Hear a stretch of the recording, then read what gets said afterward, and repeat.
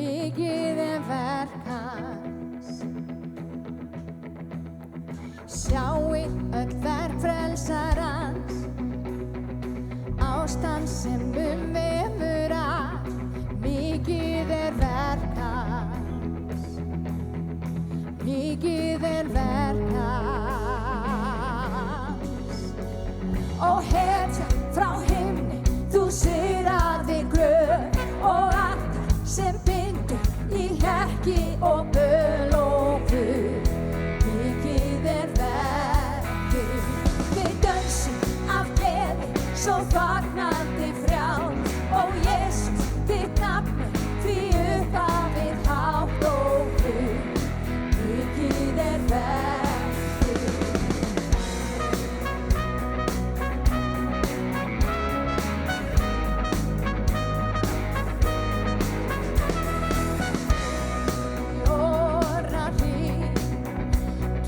Sannur alla tíð, mikið verkið.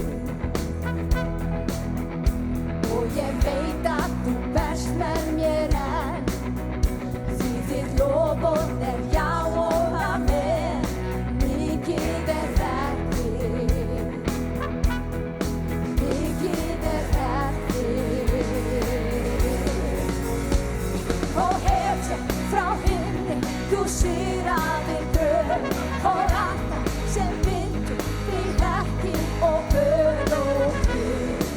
Mikið verkið, við dönsum af gleði, svo fagnandi frjáls. Ó Jesús, þitt nafn er því upphafið hátt og guð. Mikið verkið.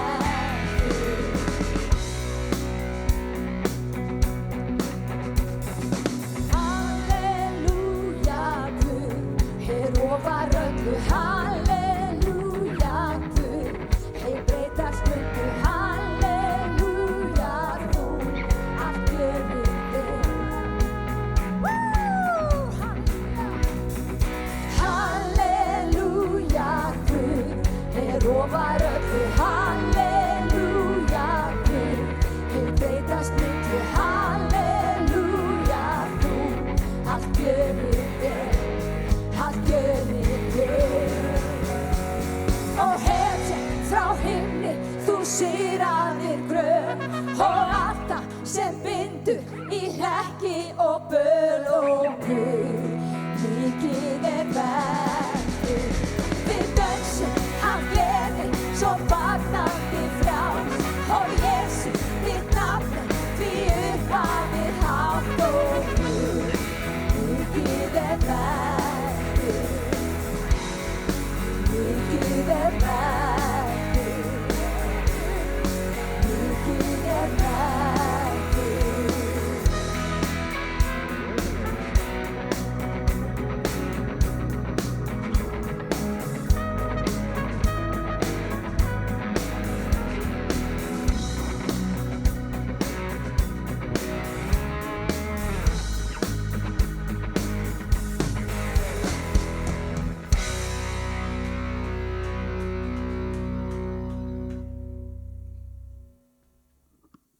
Jesús, mikið verk þitt, segir textinn í laginu, og það ekki satt?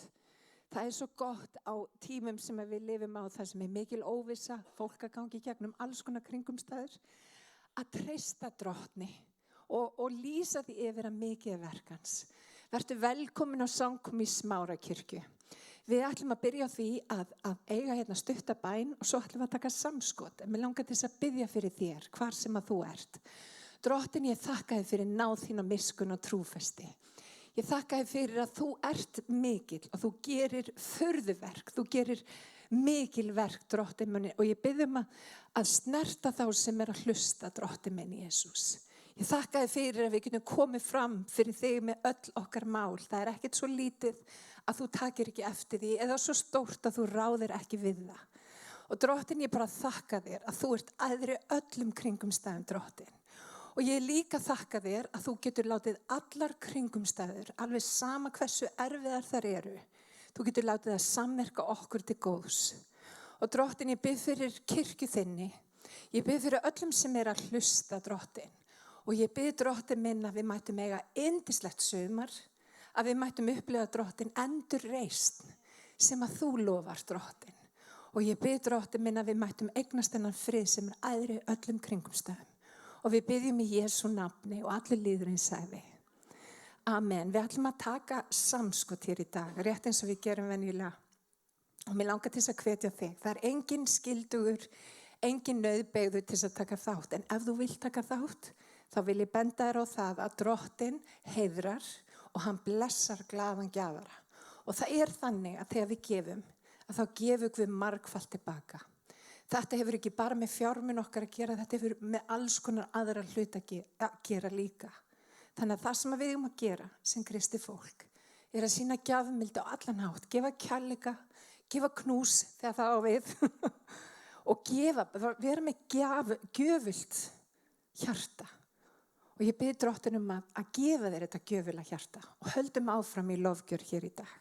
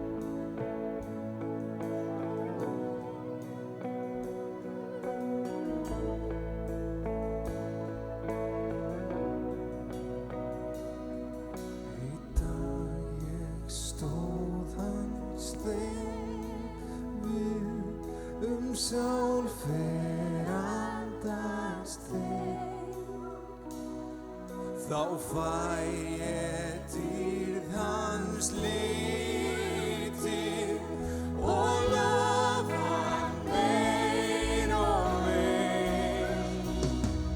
Nú ríkir hann aldir og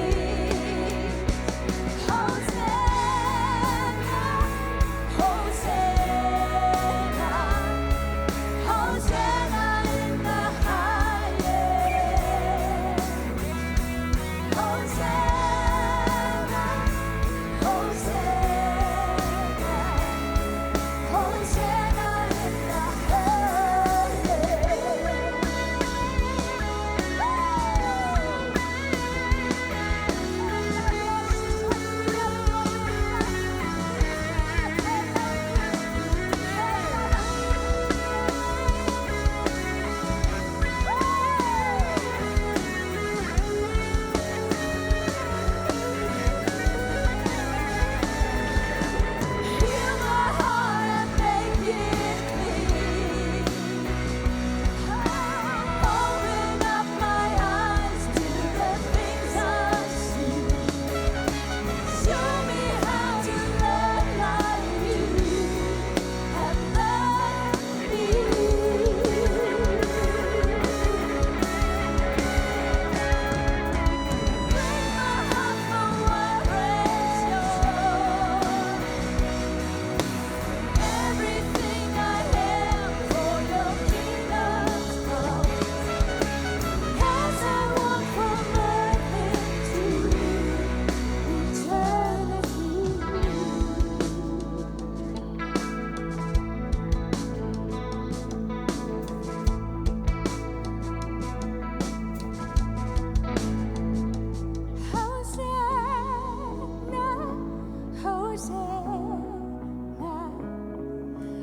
Hosanna in the highest.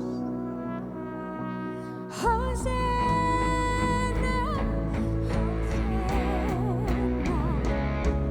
Hosanna, Hosanna in the highest. Hosanna, Hosanna, Hosanna in the highest. Hosanna, Hosanna, Hosanna in the highest. Hosanna in the highest. Hosanna in the highest.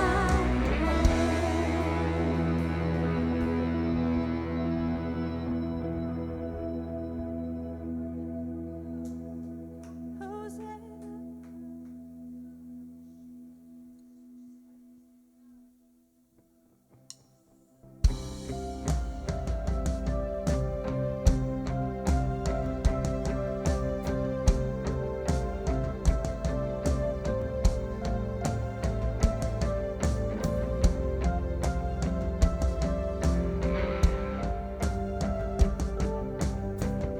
Ég á mér von sem hefur birst í réttlæti og blóði Krists.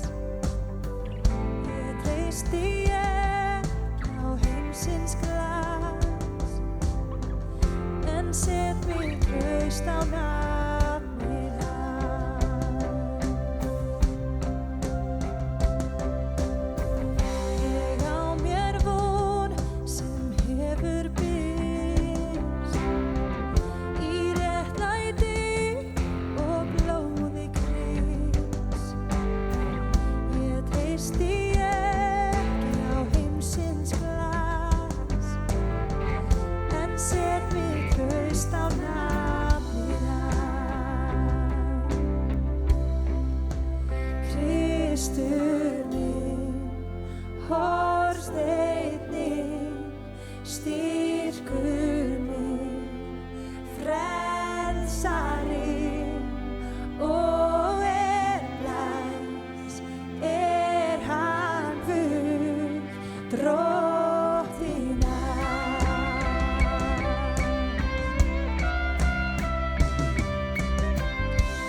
Virðist hulið andlit hans, þá leita ég hans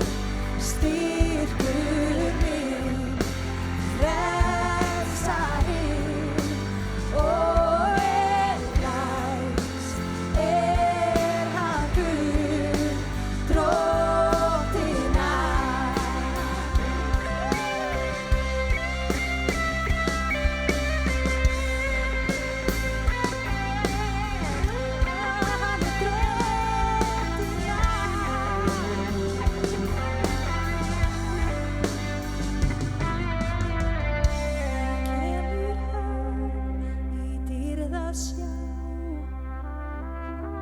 Í honum viljum vera það, í klædd hans náð og réttlæti.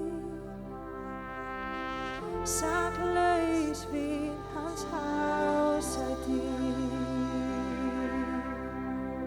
Ó Kristur minn, hornsteinn minn, styrkur minn, frelsari og blæs hann Guð, Drottinn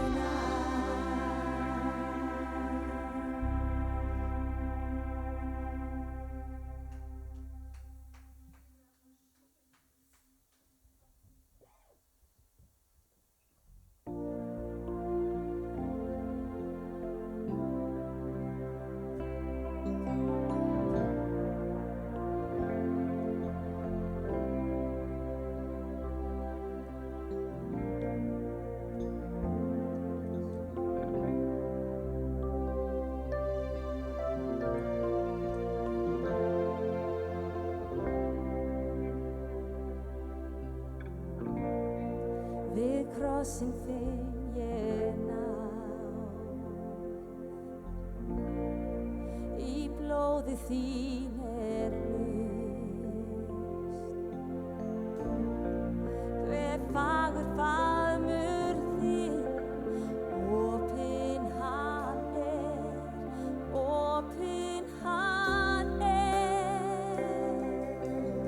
ást mín og von. Guðs eini son, Jesus, Jesus.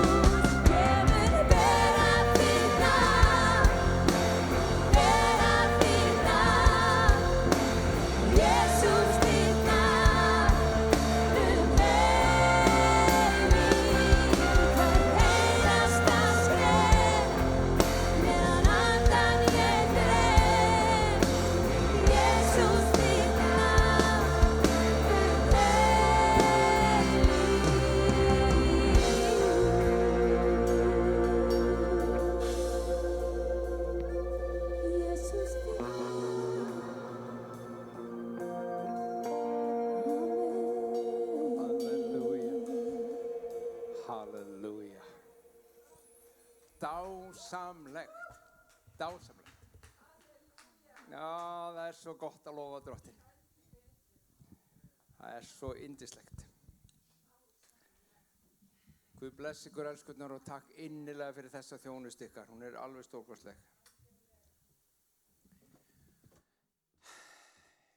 Og við ætlum að taka smá tíma og líta í Guðs orð saman í kjölfar á þessari stórkostlegu lofgjörð og tilbeiðslu sem við tókum þátt í núna. Mig langar aðeins kannski örstutt að fjalla það hvernig okkar trú, sem að kannski okkur finnst oft vera lítil eða engin og bara við vitum ekki hvar hún hvernig hún getur komið fram á yfirborðið þegar hún mætir náð Guðs. Og við nefnilega erum mörg hver alin upp við það og það mjög algengt í þjóðfélaginu okkar og samfélaginu okkar að við séum ekki gjaldgeng í öll loforð Guðs og náð Guðs. Þú þekkir þetta kannski að þú náður ekki inn í þennan skóla því einhverjum það voru ekki réttar. Voru ekki nógu háar. Þú hefur ekki rétt á þessum bótum þó þið vantið þær út af einhverju. Þú hefur ekki aðgangað þessum hópi vegna þess að þú ert fæddur þarna eða svona eða þannig. Þú getur ekki verið hér vegna þess að þú ert með þetta litarhaft. Þú getur ekki verið hér vegna þess að þú haltrar. Þú getur ekki verið í þessum íþróttaklúbbi vegna þess að þú býrð einhvers staðar annars staðar. Og svo framvegis. Og það sorglega við þetta að stundum, ekki alltaf sem betur fer, en sum okkar kannast við það sumt að þessu heldur áfram þegar þú kemur í kirkjuna. Já, þú getur ekki alveg þjóna hér vegna þess að þú lítur ekki út eins og átt að líta út. Þú getur ekki alveg þjóna hér vegna þess að þú klæðir ekki eins og við viljum að þú klæðir þig. Nú, þú getur náttúrulega ekki þjóna hér vegna þess að þú ert með alls konar hringa í andlitinu og svona tattoo hingað og þangað og Guð ekki hrifinn af því og ekki heldur við. Og svo framvegis. Það versnar hins vegar margfalt og þetta höfum við sum okkar heyrt. Það versnar hins vegar oft þegar við heyrum svona. Já, þér gengur nú svo illa bara því þú hefur enga trú. Já, þér gengur svona illa því þú þekkir bara ekki Guð nógu vel. Þú fær ekki bænasvör vegna þess að það engin trú hjá þér. Þannig heyrum við aftur og aftur hvað við erum oft svona lélugu pappír. Og þessi lélegi pappír hefur á tilfinningunni að við hefum ekki skilið neitt frá Guði. Við erum búin að heyra allt okkur líf að við ægum erum vel ekki skilið eða höfum ekki rétt á því. Og þarna föllum við í gryfju þess að halda að Guð vinni og starfi og hugsi og tali á sama hátt eins og við erum búin að alast upp við í mannlegu samfélagi, en það svo langt í frá. Guð hefur alltaf að sína hlutina og vinnur þetta allt öðruvísi. Málið nefnilega það, og hér góðu fréttir, og það það sem ég langar aðeins að fjalla ég ætla að lesa á eftir frásögum konum sem var í þessari stöðu af öðrum ástæðum reyndar, en samt sem áður nákvæmlega í þessari stöðu sem ég er búin að vera að lýsa. Kristur, ef maður svo má orðið komast, hefur gert okkur gjaldgeng. Hann búin að krossin, þeir sem koma, það svona þar jafnast allt út. Þar jafnarinn. Það breytir engu hver þú ert, hvað þú kemur, hvernig þú lítur út, hvað þú kannt, hvað þú getur, hvað þú kannt ekki eða getur ekki. Þegar við komum á krossinum, þá fara allir á núllpunkt. Þá eru allir eins. Þar eru við öll stödd á sama stað. þar sem við segjum, herru, ég þarfnast Guðs, ég þarfnast náðar Guðs. Og viti menn, Guð í kærleika sínum og fyrir sína náð, ef að við opnum bara hjart okkar, við þurfum ekki að breyta litarhaftinu, þú þarft ekki að taka hringan á andlitinu, þú þarft ekki að gera neitt af þessu sem ég var að lýsa á þann að stoppa þig fram að þessu, þú þarft bara að segja, Guð, ég trúi þér. Og Guðs náð kemur og hann grípur inn í og hann gerir þig gjaldgengan í Guðs ríkinu og öllum þessum hlutum sem hann hefur og þarf fyrir þig. Og ég ætla að lesa hér aðeins úr Rómarbréfinu fyrst. Hlustið á þetta, stórkostleg vers í Rómarbréfinu 8. kafla. Ég ætla að byrja bara hérna á versi 28. Við vitum að þeim sem Guð elska samverkar allt til góðs, þeim sem hann hefur kallað samkvæmt ákvörðun sinni. Þeir sem elska Guð, þeir eru búin að setja sig í þá stöðu að það Guð mun samverka allt til góðs í lífi þeirra. Þau sem hann hefur þekkti fyrirfram hefur hann og fyrirhuga til þess að mótast eftir ímynd sonar síns, svo hann sé frumburður meðal margra systkina. Bara þessi setning er náttúrulega stórkostleg. Hann hefur mótað okkur, kallað okkur, því hann, Kristur Jesús, er frumburður margra systkina. Ég veit ekki hvort þið hugsið það nokkuð tíma svoleiðis að þið eru systkinin hans Jesú.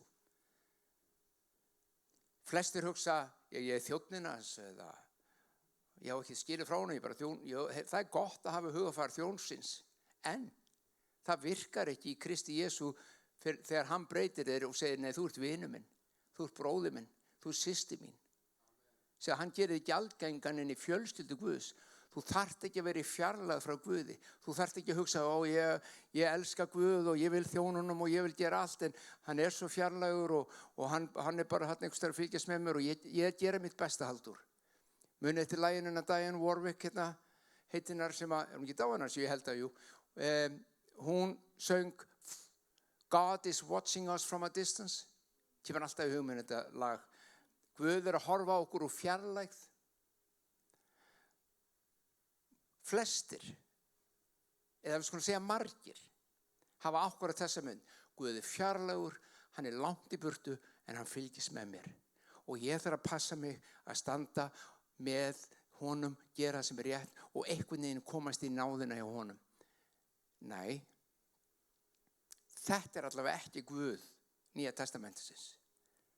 Þetta er misskilningur. Guð Nýja testamentisins segir, ég er búin að gera þetta allt fyrir þig, komdu, ég skal gera þig gjaldgengan, þú ert vinur minn. Ég er nálægur þér. Ég er nálægur þér. Ég er alveg hjá þér, alveg með þér. Þú þarft bara að snerta. Þú þarft bara að teygja út og segja, ég er meðtek. Lesum aðeins áfram. Hvað eigum við þá að segja við þessu, vers 31? Ef Guð er með okkur, hver er þá á móti okkur? Hann sem þyrmdi ekki sínum eigin syni, heldur framseldi hann fyrir okkur öll. Hvort myndi hann ekki líka gefa okkur allt með honum? Þetta er stórkostleg setning, þetta er stórkostleg vers. Guð gaf son sinn, Jesú Krist, í dauðan. Það er ekki mörg okkar sem myndi gefa son okkar eða dóttur í dauðan. Hann gaf son sinn í dauðan fyrir okkur. Og svo segir Páll hér í Rómarbréfinu, og fyrst hann gerði það, fyrst hann var tilbúinn að láta son sinn deyja fyrir þig, hversun í ósköpunum ætti hann þá ekki að gefa allt með honum? Allt hitt er bara pínu lítið með það að gefa son sinn. Þegar sonurinn deyr og er fórnað, á hverju ósköpunum ætti að halda eftir góðum hlutum fyrir þig? Á hverju ósköpunum ætti hann ekki vilja lækna þig? Á hverju ósköpunum ætti hann ekki vilja blessa þig? Hann er búin að gefa son sinn fyrir þig. Það er það sem Páll er að benda á. Og ef við sjáum þessa undursamlegu náð Guðs, að hann var tilbúinn að láta son sinn deyja fyrir okkur. Þegar við komum auga á þessa náð Guðs, þá allt í einu skiljum við, hann er með okkur. Og ef hann er með okkur, hver getur þá verið á móti okkur? Það er ekkert sem fær staðist hann. Er einhver til meira, er einhver til stærri? Heldur Guð almáttugur, skapari himins og jarðar? Nei, ég held ekki. Og hann er með mér og hann er með þér. Þar af leiðandi er ekkert sem þú þarft að óttast. Og þá hugsar þú kannski, og ég hef verið það líka og við erum mörg þar. Já, en þetta er allt rosalega fallegt. Ég bara er ekkert á þessum stað. Ég bara, mín trú bara svo lítil og ég, mér finnst ég bara ekki eiga þetta skilið. Ég enn svolítið þessu sko að vera ekki gjaldgengur, sjáðu.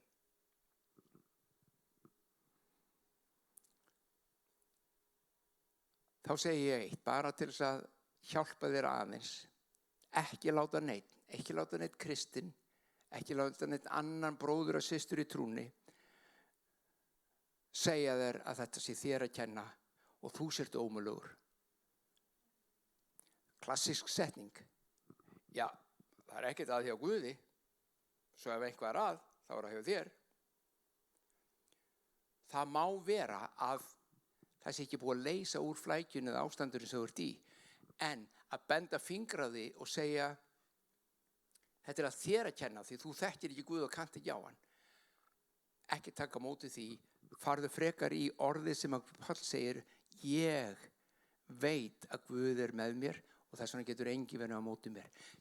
Farðu að krossinum þar sem hún nullar allt og þú segir, heyrðu, ég skil þetta ekki, ég kann þetta ekki, ég get þetta ekki, ég hef ekki trúnað, mér virðist, en Guð að lofa.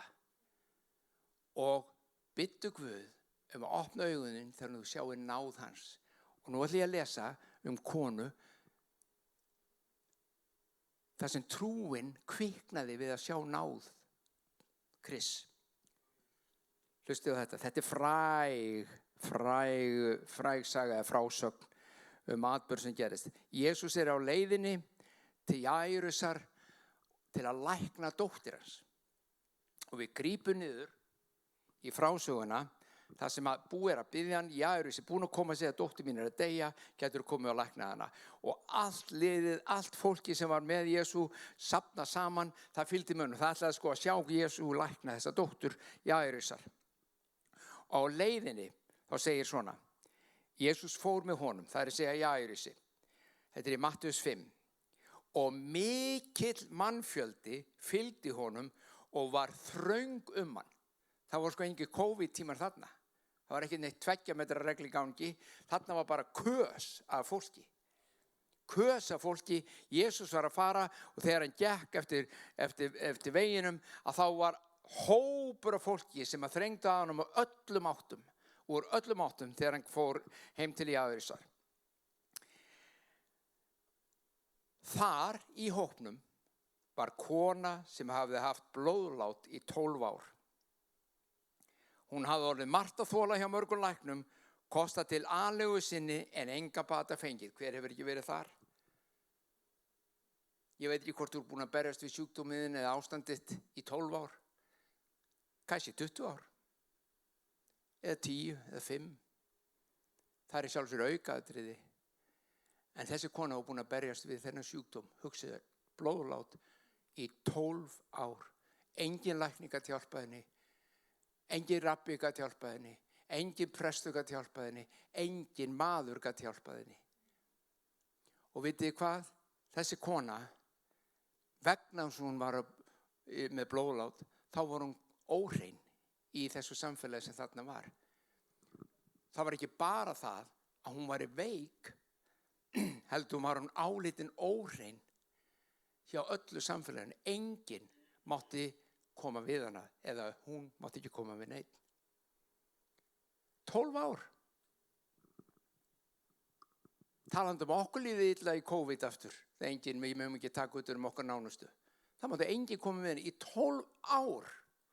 Hann var verið alein, það að segja enga mannlega snertingu, því hún var óhrein. Þannig að það var ekki bara líkamleg kvöl og þjáning, heldur líka samfélagsleg og andleg kvöl. Þetta var hennar staða. Og hún í þessum hóp. Og ég skal segja ykkur það, hún stalst í hópin. Hún mátti ekki vera þarna. Hún var að brjóta boðurinn hans víðis. Hún fór ekki eftir því sem hann sagði. Það má ekki vera þarna. Já.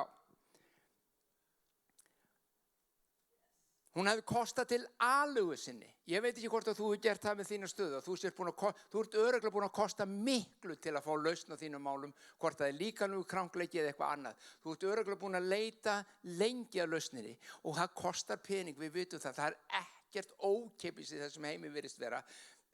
það bara kostar að fara til læknana, það kostar að fá þetta, kostar að fá hitt og þessa rannsókn og þessa tíma og svo framvegis.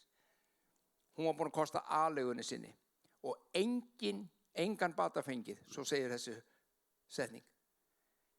Henni versnaði bara. 12 ár var verra og verra og verra og verra. En hún heyrði Jesú. Hún kom nú inn í mannþröngina, stalst inn, hún mátti það ekki. Með öðrum orðum, hún var að fela það að hún væri með blóðlát. Hún sagði engum frá því, hún bara kom inn og það var einhver sem dró hana að Jesú. Hún var ekki með sérstaklega trú að það kemur ekki fram hún hafi haft þá eitthvað sérstaklega trú. En ég skal segja ykkur hvað það var sem dró hana. Það var afspurnin hvað Jesú var góður læknir. Hann var kærleiksríkur, góður. Hún hafði heyrt hann, kannski hlustað á hann. Hún hafði kannski heyrt hann tala og hversu vel hann talaði þegar hann predikaði Guðsríkið og Guðföðurinn. Hún hafði kannski séð hann lækna sjúka. En hvað sem öðru, hefði hún ekki séð það heyrt, þá var hún búin að heyra af því að hann var náðugur, góður, alveg þvert og í allt. Hann var náðugur á þann háttinn, hann var í hugsanlega tilbúinn að miskunninni þó hún væri óhrinn og hann mætti ekki koma við hana. Hún að byrja að skilja, Jesús góður. Hann náðugur.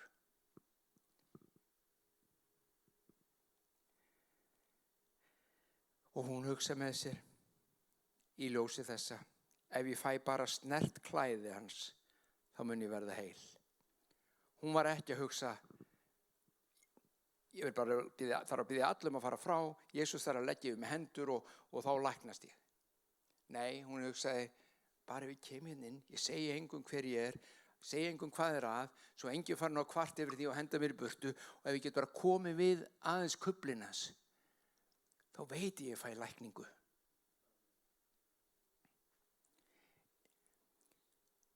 Hún gerði það og það segir í 29. versi, í jafnskjótt, leið hún snertan, þá þvar blóðlát hennar, það stöðvaðist blæðingin, lækningin kom inn í hugsaði bara svona á sekundubroti kom lækningin inn í líkamennar og hún fann það á sér að hún var heil.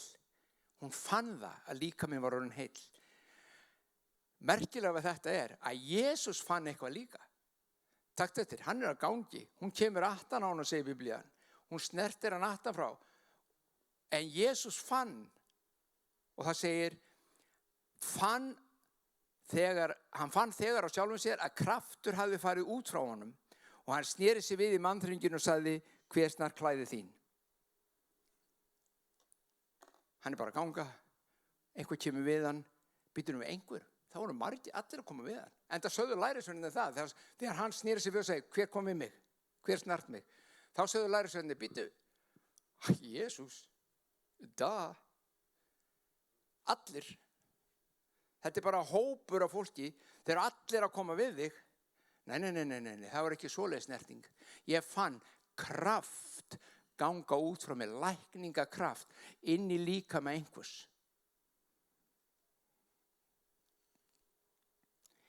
Jesús litaðist svolítið merkilega, það er svo gaman hvernig Markus segir frá þessu.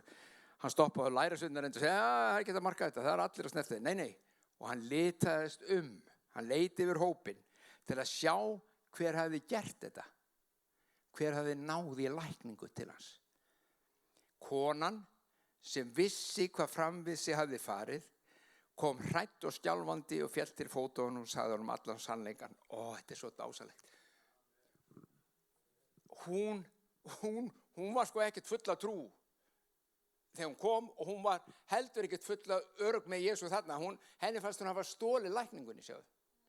Henni fannst hún ekki eiga þetta skilið. Henni fannst hún hafa komið aftan á honum sem hún gerði, bókstaflega, og svindlað sér inn. Og getur ímyndað þér hvað margir í hópnum hafa litið inn á hornega þegar þau frétta að hún hafi verið með blóðlát. Hún var búin að koma við þá líka. Og það mátti ekki. Óhrein kona hafi komið við mig á leiðin inn í hópinn inn á Jesú. Og Það segir ekkert frá viðbrúnum þar, en það getur vel verið að þeir kannski biðu bara milli vonur og ótta, eða kannski biður allar Jesús bara leyfin að ganga í gegnum þetta, allar hún bara að leyfin að fara á þess að skamma hana eða dæma hana fyrir það að gera eitthvað sem hann á ekki að gera. En það er akkúrat þarna sem hún mætir náðinni, sjáðu. Hún mætir ekki dómnum, hún mætir ekki lögmálinu, hún mætir náðinni. Og ég trúi því að bara það, hún kemur hrædd og skjálfandi, hún veit ekkert hverju hún á vona af því hún þekkir ekkert Jesús, sjáður, nefnum bara það hún hefði heyrt að hann væri góður og hún er hrædd og skjálfandi og hvað gerir hún? Segir honum sannleikann.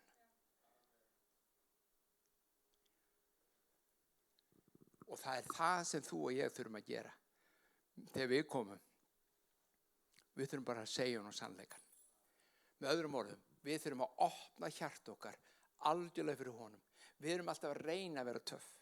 Við erum alltaf að reyna að vera sterk. Við erum alltaf að reyna að vera eins og við eigum að vera. Eins og búið að segja okkur, það sem ég var að vitna í áðan. Það búið að segja okkur svona, ef þú gerir þetta og ferð þetta, ef þú gerir þetta ekki og ferð hitt, ekki og svo framvegis. Og við erum alltaf að reyna eitthvað til þess að vera það sem við viljum vera. En okkur finnst við ekki vera og það búið að segja okkur að við erum ekki gjaldgeng til þess að vera. Hún segir sannleikann og það er best. Sannleikurinn er sagna bestur. Þú kemur og segir, Jesús, þetta er ég. Ég er bara svona. Ég er að horfast í augu við vandamál mín, ég er að horfast í augu við erfiðleikana, ég er að horfast í augu við krankleika minn, ég ætla ekki að fela neitt fyrir þér, enda þýðir það ekkert, en ég þarf að játa það fyrir sjálfum mér. Og þá segir Jesús, trú þín hefur gert þig heila. Þegar hún kemur að náð Guðs með sannleikann í lífi sínu, þá kemur Guð og kveikir trúna í hjörtum hennar. Og þér finnst þú kannski vera með litla trú, þér finnst trúðin vera sofandi, kannski eftir að velta yfir hvort það hafi nokkra trú. Og segir þú, það hefur enga trú. Það sé ástæðan fyrir allt sé að ganga aftur fótum, að þú hefur enga trú á Guði. Hver hefur ekki heyrt þetta?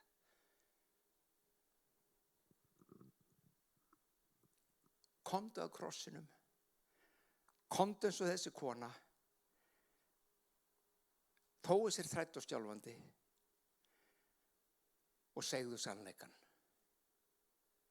Svona er ég. Þetta er það sem ég er búin að vera að díla við. Og svona líður mér. Lækningin er þín. Lausnin er þín vegna náðar hans.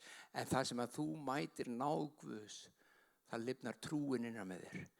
Þegar þú horfir á dóminn, þegar þú horfir á útskúfunina, þegar þú horfir á það neikvæða, allt í kringum þig sem þú heyrir og sérð, þá áttu erfitt með að koma inn í lækningu eða lausn í lífiðinu. Þú verður að sjá náð Guðs. Guð er óendanlega góður. Hann er bara góður. Hann mun aldrei dæma þig. Hann mun aldrei ásaka þig. Hann mun alltaf reisa þig upp til lífs. Alltaf. Hann mun aldrei segja, nei, þú ert ekki gjaldgengur. Kallinn minn, komdu til mín aftur eftir ykkur ár þegar þú ert búin að laga líf þitt. Komdu til mín aftur eftir ykkur ár þegar þú hefur ykkur trú í hjartanu þínu. Þú ert nú bara lélegur pappír. Jesús, hann er búin að, Guð segir, ég er búin að gefa son minn. Og Páll segir, af hverju ætti hann þó ekki að gefa þér hitt? Veitu, er einhvað til meiri kærleikur heldur en að gefa son sinn í lífið, í dauðan fyrir þig? Vegna þess að svo var gert, þá getur þú komið og sagt, Guð, fyrir náð þína kem ég nú og ég legg sjálfa mig eins og ég er og svona er ég, Guð, fram fyrir þig og bið þig og treysti því að fyrir náð þína og kærleika að þá breytir þú lífi mínu, þú losir mig úr ánauðinni, þú læknir líkama minn, læknaðu fólki mitt, reistu mig við, hjálpaðu mér í kringumstæðum mínum. Ég get þetta ekki sjálfur. Ég get þetta ekki, en fyrir náð þína og þegar þú sér náðans og kærleik og gæsku, þá lifnar trúin við innan með þér. Ytri kringumstæður, dómur og yfirlýsingar að þú eigir ekki hitt og þetta skilið, það stígur á trúðina og heldur henni niðri. Kærleikur Guðs, alveg svo þessari konu sem er blóðlátt í 12 ár, hún kemur og snertir hann. Og Guð meðtökur það, læknar hana fyrir Jesú Krist. Hún segir hún sannleikan og hann segir, hei, trú þín hefur gert þig heila. Trú og náð mætast. Og það er miklu meiri í þessu heldur en þetta sem ég ætla ekki að fara í núna. En í þessi frásögu núna fyrir þig og mig höfum þetta í huga. Þegar náðin mætir okkur, þá lifnar okkar trú innan með þér. Skulum biðja. Faðir minn, við þökkum fyrir það að við megum eyða þessum tíma í lofgjörð. Nota tíman til þess að blessa þau, upphefja þau og mikla þig. Og þennan tíma í orðinu, Drottinn minn, og ég bið fyrir náð þín og miskun, fyrir opinberun anda þíns, að þú verkir orðið og sannleikan í orðið þínu, það líf sem er í orðið þínu, inn í hjarta hvers og eins sem hefur hlustað og heyrir, Drottinn minn. Og ég bið inn í kringumstæði þeirra, Drottinn, ég bið blessun, bið lækningu, bið lausn, bið sigur. Og Drottinn, að þau megi sjá að þú ert með þeim og þá getur enginn verið á móti þeim. Enginn. Og þið elsku vinur sem að kannski ert að hlusta en hefur ekki verið í kirkju eða þér finnst þetta bara athyglisverð og það er kannski einhver andleg þrá innra með þér, löngun, en þú þekkir ekki kannski þennan Jesús sem við erum að tala um. Mér langar að biðja bara þessa stuttabæn ef þú vilt á eftir mér. Himneski Faðir, ég vil þakka þér fyrir Jesú Krist. Þakka þér fyrir að þú gafst hann í dauðan fyrir mig. Þakka þér fyrir það að ég má þess vegna koma til þín og meðtaka lífið þitt. Þakka þér fyrir að þú fyrirgefur mér syndir mínar, allt það sem ég hef rangt gert. En Drottinn, ég játa og ég segi sannleikann. Ég þarfnast þín. Endurfæddu mig til samfélags við Krist. Að ég megi vera vinur hans, bróðir eða systir. Í Jesú nafni. Amen. Guð blessi þig, elskurnar. Þig og fjölskyldu þína. Gangi vel. Njóttu þess. Eiga samfélag við hinn lifandi Guð. Það er meira en þess virði. Amen.